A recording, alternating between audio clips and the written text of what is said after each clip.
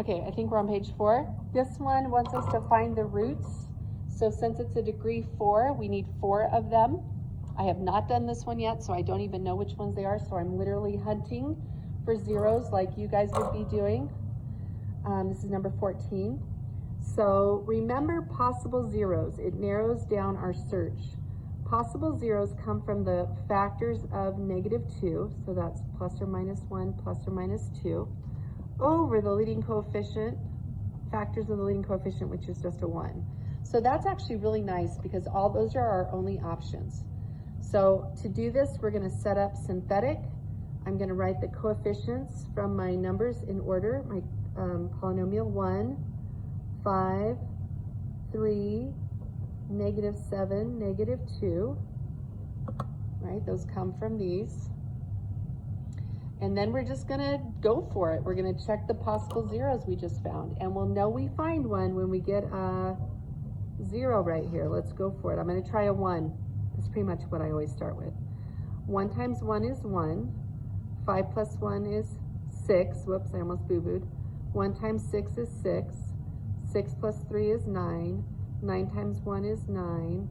-7 plus 9 is 2. 2 times 1 is 2. And we got a 0, yay! Okay, so that is one of our roots.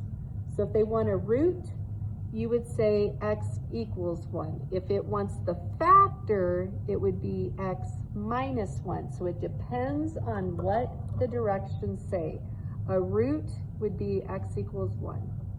Okay, now we're going to keep going with synthetic because it was a 4th. Now we're down to a cube, so I'm going to keep doing this.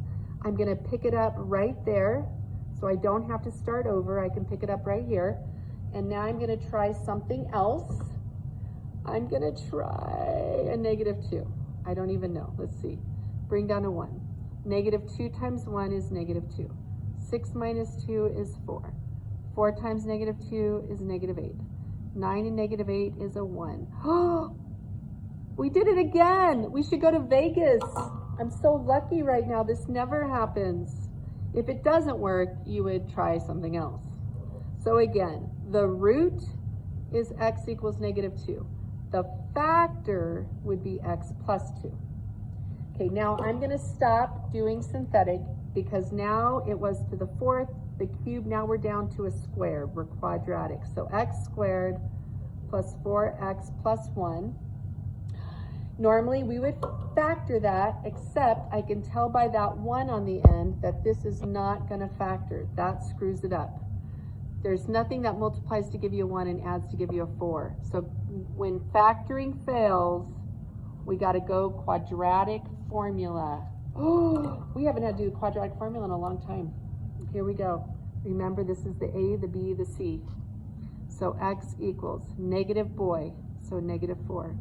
Couldn't decide whether or not to go to the radical party, where the square bouncer took away the 4 alcoholic containers. So the party was over at 2 a.m. So you got to remember the formula. All right, we're going to simplify that. So the danger zone is always under the radical. So 4 squared is 16. 16 of 4 times 1 times 1 is 4. So 16 minus 4 is 12. Okay, now we're going to go straight to our calculators. But remember, there's 2 answer choices here. -4 plus the square root of 12 all over 2. That's going to give us an answer. And -4 minus the square root of 12 over 2.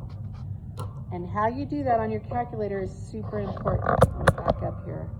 Hopefully there's not too big of a glare here. So I'm doing this top one. So I have to start on the school calculator. I have to start with the 12.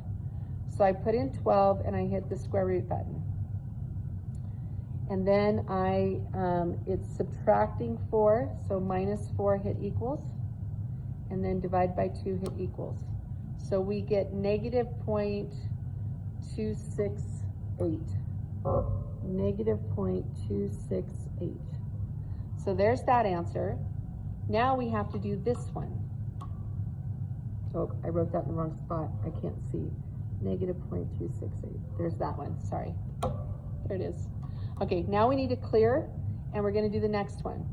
So 12 square root, but this time it's negative, so we hit the plus or minus button to make it negative. Subtract that 4, hit equals, and divide by 2, hit equals. So this is negative 3.732. Ta-da!